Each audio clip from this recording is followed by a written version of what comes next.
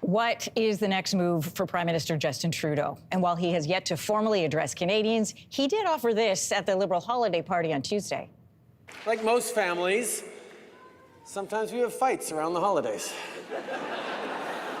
But of course, like most families, we find our way through it. Well, I'd like to offer that not all families find their way through it.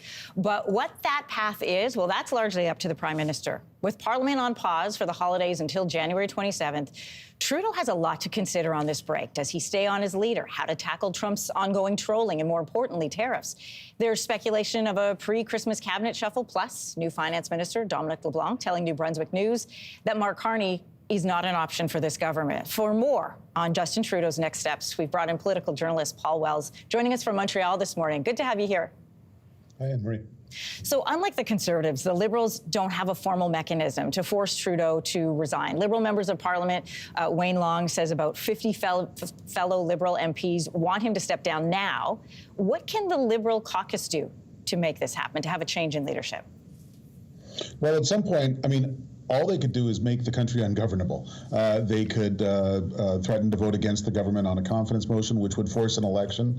They can refuse to do their constituency work. I mean, this is not a very palatable and attractive range of options I'm laying out here. Realistically, there's very little that individual MPs or that any person can do to force a prime minister to give up his job. They basically have to make the job suck.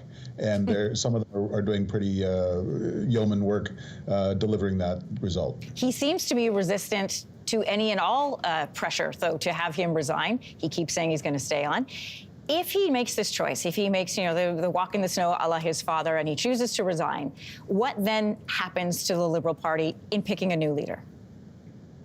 Party has to pick a new leader, which means running a leadership race according to the rules that selected Justin Trudeau in 2013. He announced in 2012 he became a leader in 2013, which is, it's not only one member, one vote. It's actually not one individual, one vote. You don't even have to be a member of the Liberal Party of Canada. You don't have to pay up. You simply have to sign an online declaration declaring your support for the Liberal Party of Canada, which led to one of the largest leadership contests ever in 2013. 300,000 people signed up to participate in the race, and more than 130,000 voted.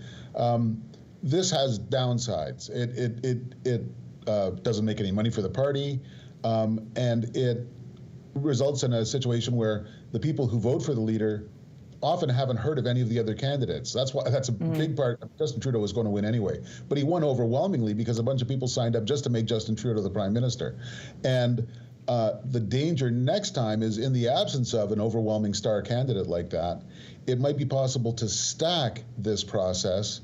Single issue organizations, maybe even organizations that don't have the Liberal Party's or Canada's best interests in mind, could sign up thousands of people to vote for the leader. And that's a big problem for the leadership of the Liberal Party of Canada. Here's a quiz. Who's the president of the Liberal Party of Canada? Most Liberals don't know. The party is in such a terribly dilapidated state that it's not clear that it has the chops to fend off this kind of danger. And they have to move quick, because Donald Trump is getting elected on getting inaugurated on January 20th.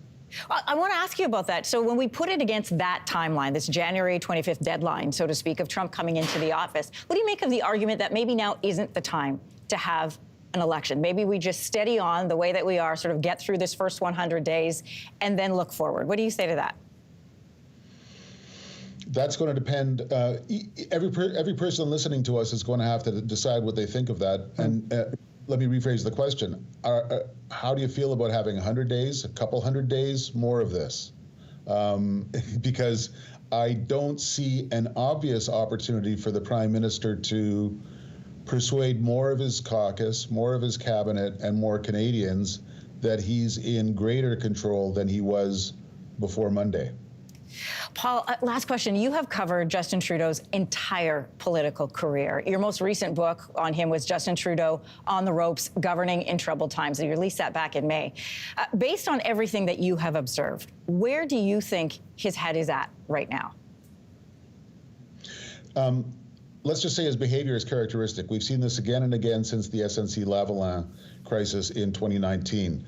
For days, he's almost impossible to find. When he comes out in public, he delivers prepared remarks which make it seem as though he's not aware what's going on. Of course he's aware what's going on, but he's dealing with it in private, away not only from cameras and people like me, but from most members of his government. The circle becomes much tighter. Yeah.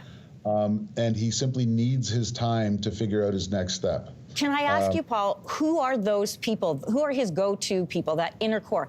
You know, his father has passed. He had checked in with Brian Mulroney, the late Brian Mulroney, in the past. Who are those people that he will consult about such a big decision?